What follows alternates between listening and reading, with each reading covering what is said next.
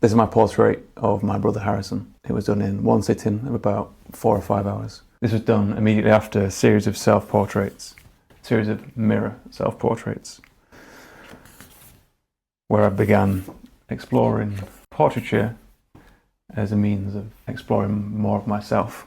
And already I feel like I've found something in there which benefited the painting of this. Predominantly this uglier thing, where I was painting with my eyes closed, which removed any shackles of judgment and the need for it to meet any aesthetic requirements. This was the one that I did the day before Harrison's portrait, and although it is no longer ugly, it was a process that I liken to this one. Through painting my dreams, I've explored surrealism and symbolism and allowed myself to explore composition and things being larger than they should be and so on. And I want to bring all those lessons to Harrison's portrait. I've been wanting to do this for a while, but over the past few weeks I've refined the idea of this composition in my head, this almost surreal composition. I don't know if anyone else would be able to see this or capture it the way I have. Obviously, painting someone that you love is always going to be grounded in that emotion. But I don't know if there will ever be anyone that knows Harrison as well as I do.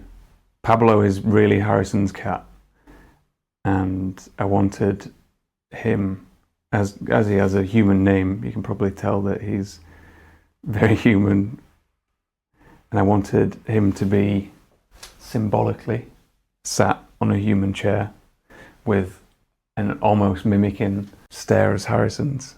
Harrison's holding a metal sculpture, his own metal sculpture of his own head, with an axe buried into it. And what you would believe to be the most surreal part of this painting is actually real. Oil pastel and oil paint. It's created really nice texture between these spaces.